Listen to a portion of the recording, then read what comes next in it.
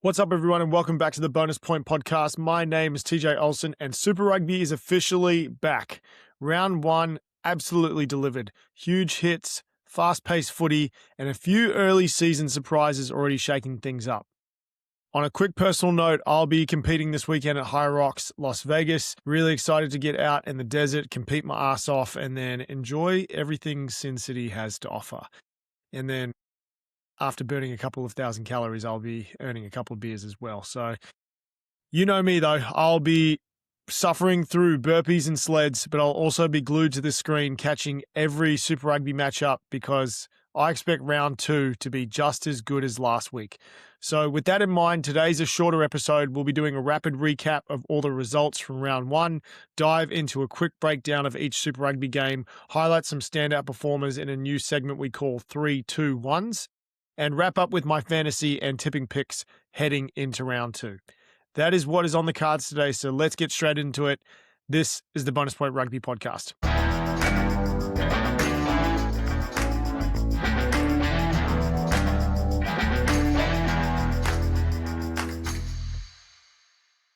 All right, let's start in Dunedin, where the Highlanders edged out the Crusaders 25-23 in a proper South Island nail-biter. This one was all about composure and defense for the Landers. In past seasons, this is exactly the sort of game that they'd let slip late, but a clutch penalty from Cameron Miller and then a huge defensive standout after the hooter got it done. The Crusaders had the ball in the Highlanders' half, went through multiple phases, and you're just waiting for them to find a way to steal it. They've done it so many times before, and instead of it was a handling error, game over, Forsyth bar, it erupts. So what I really like about this is what David Kidwell said, their new defensive coach. Afterwards, the boys came up with the plan, they executed, they came and they were calm in those last 5 minutes. 88% tackle efficiency, and he's already saying he wants it to be higher. That tells you where their standards are heading. Doesn't matter what's happening in the background with Jamie Joseph and all the All Blacks things, everything going around in the background. They're focused on Super Rugby, and that's what I really like to hear. And speaking about Jamie Joseph, the bigger picture here is mindset. Kidwell's arrival with that league and international experience, suddenly the Highlanders look like a team that trusts its systems under pressure instead of panicking. And now they roll straight into a massive test against the Chiefs. So we're really going to find out pretty quickly if this was a one-off or we're going to start to see the tougher opponents or tougher situations present themselves to see how connected this Highlanders outfit can become. Let me know if you think this says more about the Highlanders turning a corner or the Crusaders still figuring themselves out early on in the season.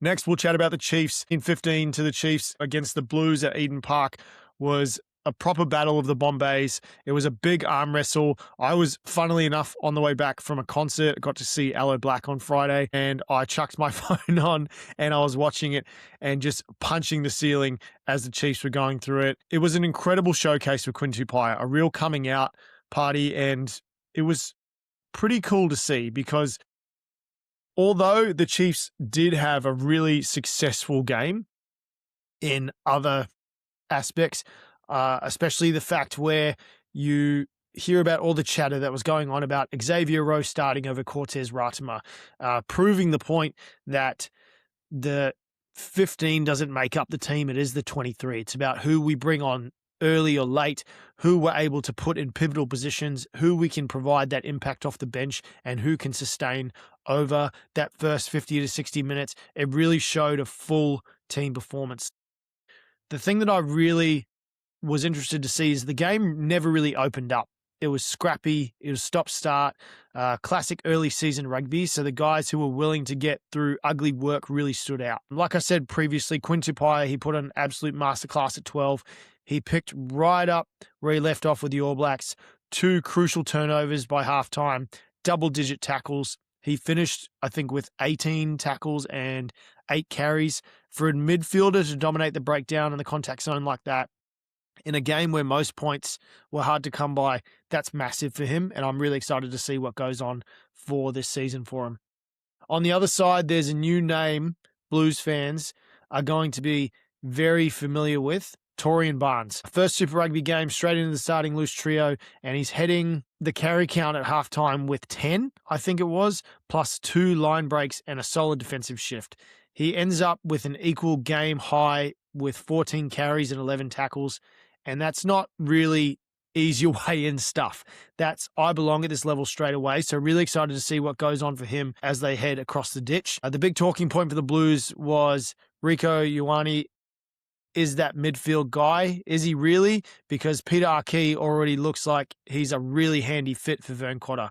He's not a like-for-like replacement, different position, different profile, but that's a direct and abrasive battering ram style. He was bringing a lot of mongrel when it came to the collision, and he had a few really nice touches at the line that might actually suit the Blues shape better. He did have to make a pretty crucial decision that did lead to a defensive decision that did lead to that last-minute try with Cortez Ratama, but you saw him truck it up, absorb contact, then still have the skill to keep defenses honest. So I'm really excited to see what comes of it over the season. Really good to see him back in Super Rugby. Overall, it felt like a rusty kind of round one hit out, drop balls, missed shots at goal, kicks out on the full, not a lot of cohesion with the ball in hand from either side. But in those types of games, your breakdown 9s and 12s, your workhorse Lucy's, your bench impact can be the difference. And that try that Cortez Ratama had, the Chiefs kind of had that dream start for round one. So I'm really excited to see what goes on for them.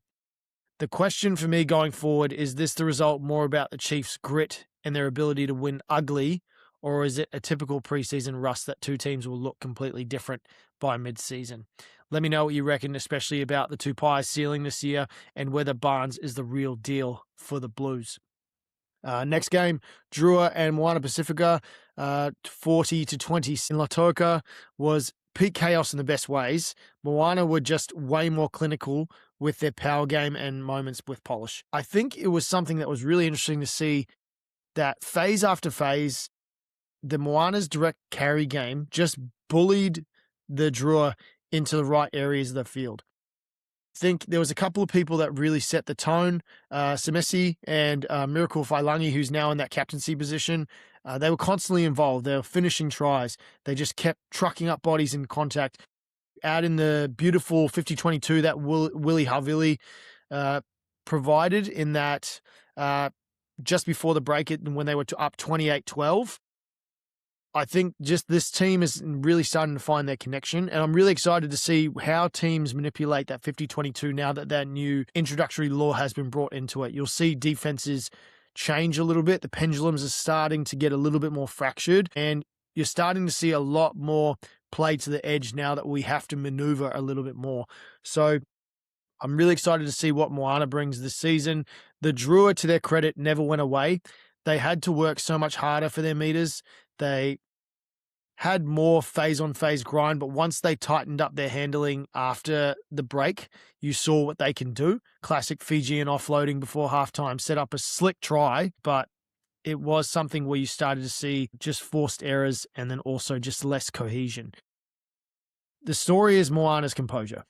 Even with missed chances, a push penalty from Pellegrini, a knock-on near the Drua line late, they stay in the fight and they finish it off. It's kind of the performance Moana fans have been waiting for. Physical, accurate enough, and ruthless when big moments came. From a bigger picture point of view, this rivalry is so good for Super Rugby. Drua bring chaos and flair. Moana bringing that brutal carry game and growing confidence. If this is round one, imagine what these two teams will look like once the rust falls off. I know I really want to see Moana carry on from all the momentum that they got last season, and I'm actually pretty interested to see how the Drua do away. I know their secret superpower was being at home. So the fact that they lost this game at home in the heat with all the humidity, it'll be interesting to see how they go moving on. Next one was Brumbies, Western Force. Brumbies prevailed 56-20 from Perth. Was a perfect new era and same Brumbies standards performance. It put a big spotlight on a player that I'm really going to be following really closely, Charlie Cale and Caden Pritchard, as the next wave of Canberra stars. I think the thing to think about is they just keep producing all these incredible players. Charlie Cale at 8 was ridiculous. He had 2 tries, 23 tackles without a miss, just a blend of power through the middle and speed on the edges that we've only seen in glimpses because of his injuries in the last couple of years. But Stephen Larkham basically said that this wasn't a surprise. Hale's been doing this in trials, and he's now finally getting a clear run of games to show it. Outside of him, Caden Pritchard at 13, he looked like he was ready to take that Icky Tau jersey and make it his own. He leads the game in line breaks, running meters, and he looks tenacious and aggressive in contact. And even though he'll be annoyed that he didn't finish a couple of those breaks, for a first Super Rugby start, that's a massive tick off the box that you can really kind of pat yourself on the back and go, all right, on to next week. The Brumbies spine, your Lonigans, your Merediths, your Valentinis, that front row, it provided him the platform, and he just slotted straight into a very experienced backline and just set the tone. The Force, on the other hand, will be kicking themselves. They dominated early, went 10-0. We were talking with Ella Ferguson a couple of weeks ago about how the Force are just a team that if they're on, no one's going to stop them. They've just got so much firepower. They spent ages in the Brumbies 22, but they just couldn't finish. They got held up over the line. They rushed attack, one out runners and not enough support at the ruck. Once the Brumbies finally got into the right areas, they did what they always do. They squeezed, they stay patient. They turned pressure into a stack of points as the Force's defense fell apart. So I think the big picture here is classic Brumbies. Even after losing a few Wallabies names, the academy and the pathways just keep rolling out the next wave and the standards stay high. The question now is whether guys like Kale and Pritchard are about to jump from that's a nice round one story to genuine Wallaby contenders over the season, or even just genuine Super Rugby contenders for players of the tournament. Whether the Force can fix that connection and composure before their next kind of game gets away from them again is another story. Last game, Waratahs Reds across the ditch in Sydney, where the Waratahs opened their season by smashing the Reds 36-12 in a really statement win at Allianz Stadium. The big thing for me here was about how the Tars handled Queensland punches. The Reds had their moments in the first half. They fought back twice, but every time they built pressure, New South Wales needed a couple of composed possessions to wrestle back momentum, and then they turned it into points.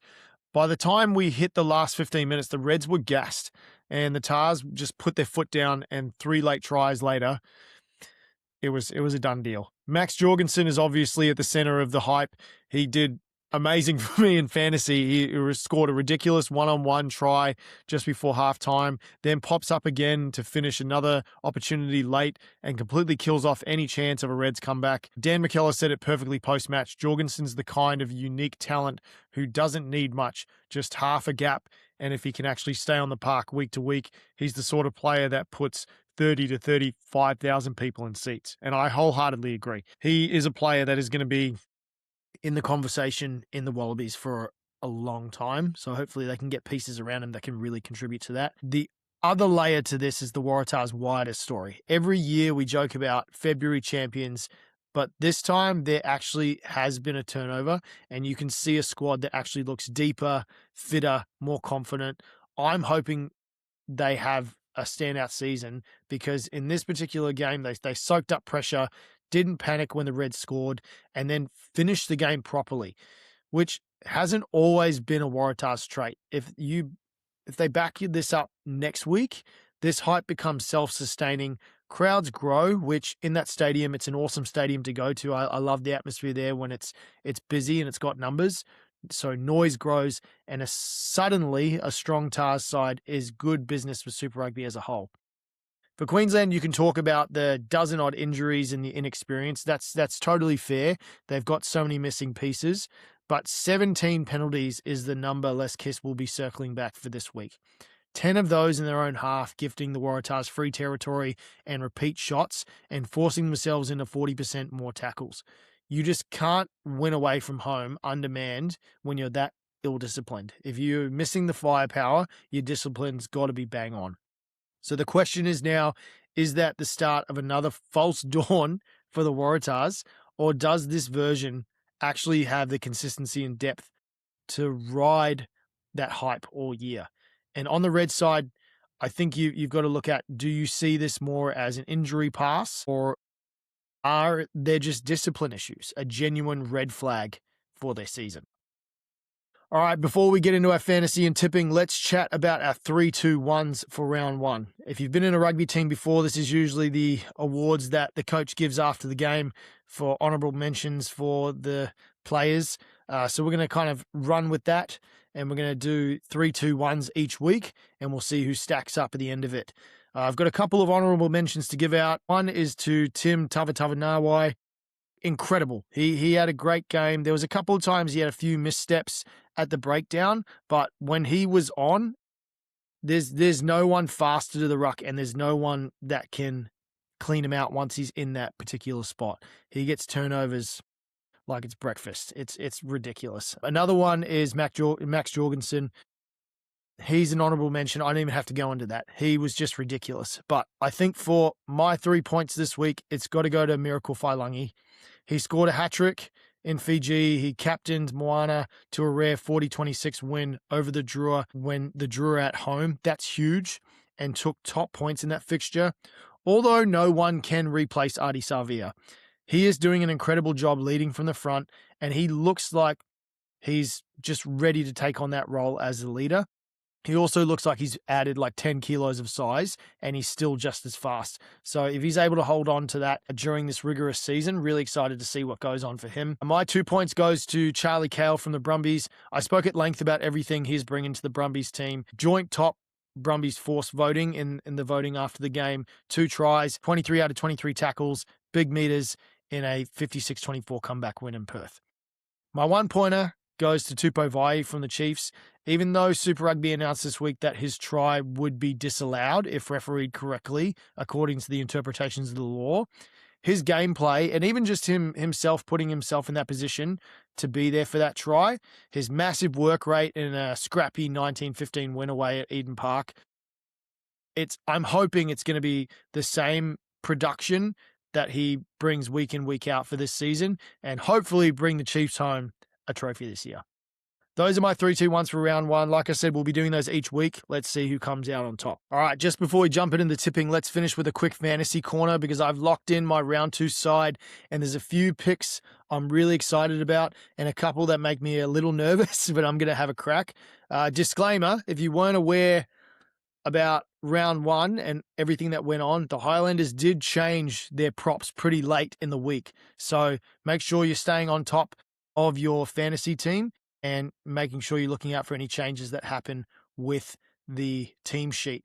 Up front, I've gone pretty heavy on the work rate and set piece. Fletcher Newell, Semisoni Tokiaho anchor the front row with Taufua at tight head from Moana Pasifika. The idea there is simple: good scrums, more penalties, big involvement. Tokiaho in particular is always a shot for a maul try, so he's got that nice ceiling if you want him for a front rower that can get you points, not just a bunch of anonymous carries.